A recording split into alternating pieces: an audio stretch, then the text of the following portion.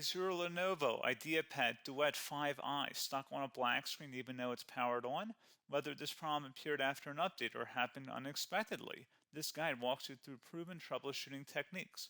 Follow along as we explain how to fix the Lenovo IdeaPad Duet 5i black screen issue and get your device displaying normally again.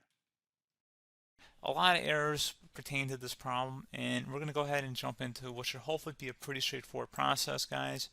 And we're going to go ahead and jump right into it. First thing I'd recommend doing would be to actually go ahead and boot to the troubleshooting utility on Windows 11. So if you do a hard power off 3 times in a row, Windows should automatically attempt to launch the starter prepare utility. And if it doesn't find anything, it will give you the option to select advanced settings, in which case it will take you to a screen that looks like this.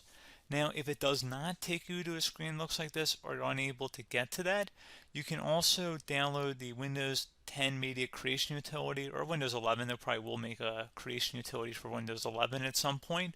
And it doesn't really matter, you can actually run the Windows 10 utility on Windows 11 as far as I'm aware. And you should be able to run the troubleshooting utilities built in within it. So you just would go ahead and download it to an ISO file and then burn it to a DVD or USB. It'd have to be about 4 gigabytes or more. It couldn't be a small USB flash drive, and it couldn't be a CD. It'd have to be a DVD. And then you'd boot your computer from it. So depending on the computer manufacturer, you'd have to tap a different key on your keyboard in order to launch that menu, in order to select what boot drive you want to go off of. So it could be anything between the escape key, F2, F8, F12, for example, and those are the function keys on the top of your keyboard. So you may have to just do a little bit of trial and error. Shouldn't take you more than a couple minutes. Googling it would probably be best before you even begin. But anyway, we're ready to go ahead and jump right into it. So we're on the choose an option page. So these will look very similar whether you're booting from it directly within Windows itself, or if you're plugged in a USB flash drive with the media creation utility installed and you selected the recovery option. So when you are setting up your Windows 11 installation or Windows 10, depending on the drive you're using, there should be an option to repair your computer in the bottom left corner of the dialog window, one of the first screens that comes up. You go ahead and select that, and then it would take you to a troubleshooting screen like you see here. And you want to go ahead and select troubleshoot, reset your PC, or see advanced options. And then there are going to be a whole bunch of options in here that we're going to explore in today's video. The first one, we're going to actually go underneath advanced options, and then select startup prepare, fix problems that keep Windows from loading. So go ahead and select that first.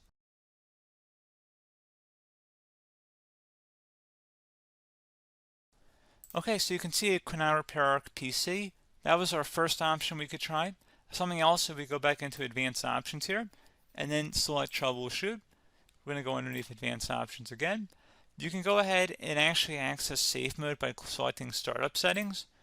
And then if you select the restart button, you have the option on the screen select safe mode with networking, which will give you a key on the screen. It'll tell you which key to press to enter that. I believe it's the F7 key. It'll do that for you.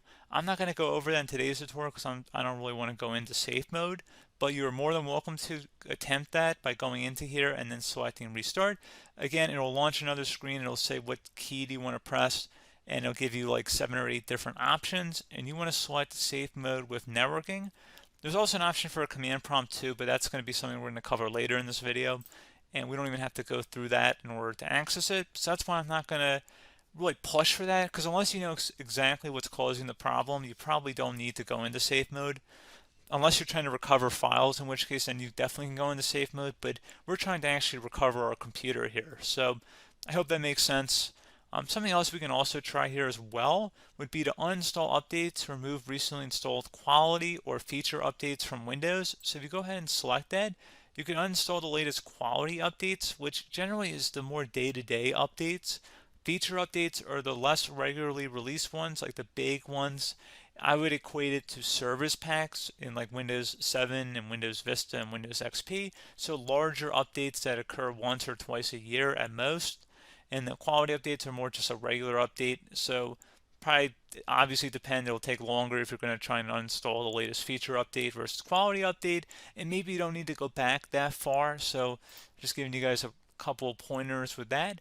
Something else you can also look at here, and we're going to jump into the command prompt in a little bit, But you can select System Restore, which will use a restore point recorded on your PC to restore Windows.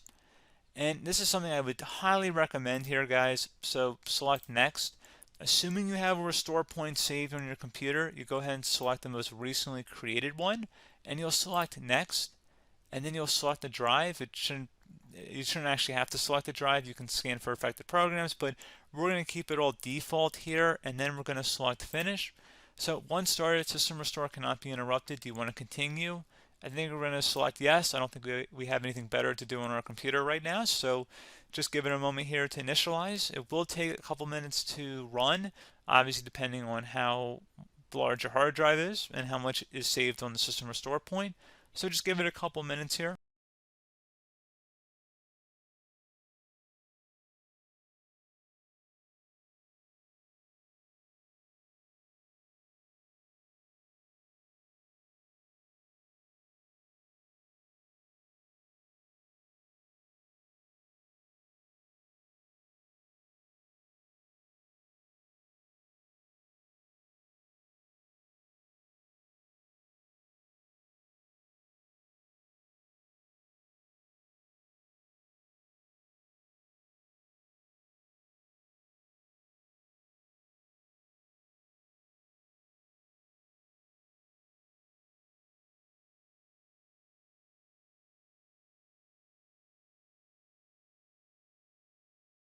Okay, so you can see the system has been restored successfully.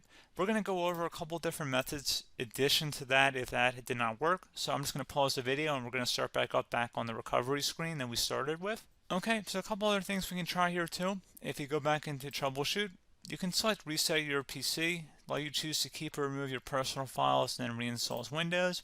You can select to keep my files, which will remove apps and settings but keeps your personal files. You can also select remove everything, which will remove all of your personal files, apps, and settings. So this is more of a factory reset, the second option here. First option, it should not delete all of your personal files. However, it will pretty much clear most of your programs. And keep in mind, there's no guarantee that your information, number one, is even still available and easily recoverable on your computer to the point that you actually would be able to recover anything. And the second point is that there's always a chance that it won't actually recover and it will just do a factory reset anyway. So there's no guarantee that actually would keep your files anyway. So I would recommend trying to get a recovery tool and backing that up first before selecting it anyway. But again, those are a couple different options. And then something else you can try here if you go back to the choose an option. Another option, if you go underneath choose an option and select troubleshoot, advanced options, and now select where it says command prompt. Okay, so the first thing we should do is type our main hard drive here. In most cases, it should be the C drive. So you just do a C colon and then hit enter on your keyboard. So once you're underneath the C drive, we're going to type in dir and then hit enter on your keyboard. It should have program files, users, and Windows all in there. That's how you know you're in the right directory.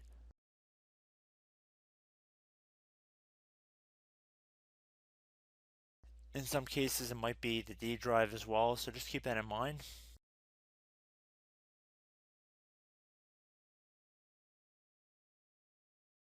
Next thing we're going to do is type in cd space / Windows / system 32 / config, and then you're going to hit enter on your keyboard.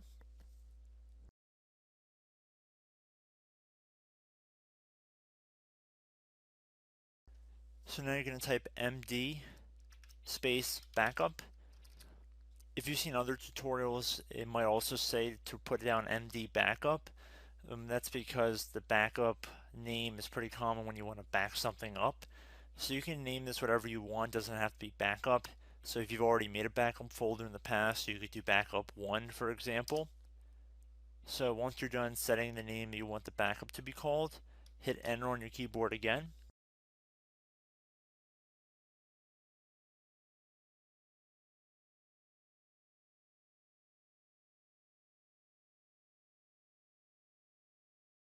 At this point you want to type copy, C-O-P-Y, space, then you want to do the star symbol above the 8 key, then do a period or a dot, whatever you want to call it, then another star sign, and then another space, and then type backup, and then hit enter on your keyboard.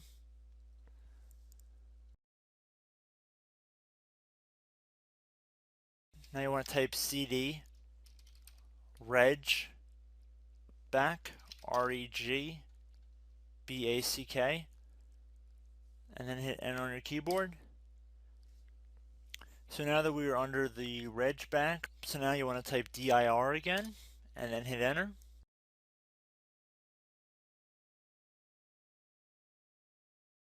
So now at this point we're going to type copy again. So copy, space, star sign, dot, another star sign, space, and then 2 dots. So we're going to type copy, space, star sign, dot, sign, star sign, dot, dot, and then hit enter on your keyboard again. So for overwrite, you want to overwrite all. So type A on your keyboard, so capital A, and then hit enter on your keyboard.